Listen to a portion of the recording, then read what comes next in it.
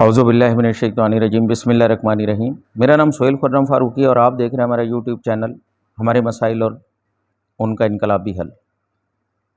ہم نے پہلے پروگرام کیا او آئی سی کیا ہے، او آئی سی کو پیٹا پاور کا حق، اور اب ہم پروگرام کر رہے ہیں کہ یو این او کیا ہے۔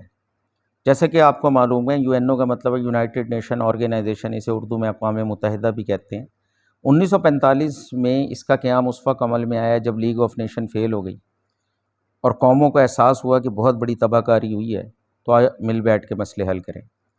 اس نے کچھ اپنا چارٹر بنایا تو اس کے 5 بڑے اہم بنیادی اصول انہوں نے یہ رکھے تھے کہ دنیا کو جنگ کی تباہ کاریوں سے بچانا ہے، باہمی تنازعات کو افہام و تفہیم سے حل کرنا ہے، انسانیت کی بقا کے لیے بلا رنگ و نسل ہر میدان میں کام کرنا ہے، انسانوں کے بنیادی حقوق کو یقینی بنانا ہے، قوموں کی خود مختاری اور آزادی کا احترام کرنا ہے۔ اب یو این او کے اندر اس وقت 190 ممالک ہیں، دنیا کے 198 ممالک ہیں اور مسلمانوں کے 58 ممالک ہیں۔ اس کے سلامتی کونسل کے جو مستقل رکن ہیں جو کسی بھی قرارداد کو ویٹو کر دیتے ہیں، اس میں امریکہ ہے، روس ہے، چائنا ہے، فرانس ہے، یو کے ہے۔ اس کے اندر ایک بھی مسلم ملک نہیں ہے، یا او آئی سی جو 58 ملکوں کی نمائندگی کرتی ہے وہ موجود نہیں ہے۔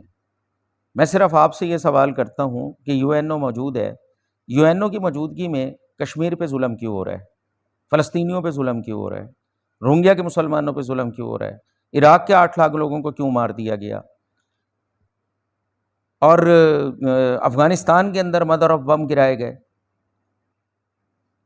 ان کا اقوام متحدہ کے ہوتے ہوئے یہ سب کچھ کیوں ہوا ہے۔ آج یمن اور شام کے اندر خانہ جنگی جاری ہے، اقوام متحدہ کو جواب دینا ہوگا۔ بوسنیا کی تباہی آپ کے سامنے ہے کہ کس طریقے سے اجتماعی قبریں نکلی ہیں۔ یہ سوالات ہیں، نیٹ کے اوپر اقوام متحدہ کی مکمل موجود ہے ہسٹری، اسے پڑھیں۔ آپ کا خیر اندیش سہیل خرم فاروقی۔ میرا چینل لائک کریں، سبسکرائب کریں۔ آپ کا بہت شکریہ۔ اللہ حافظ۔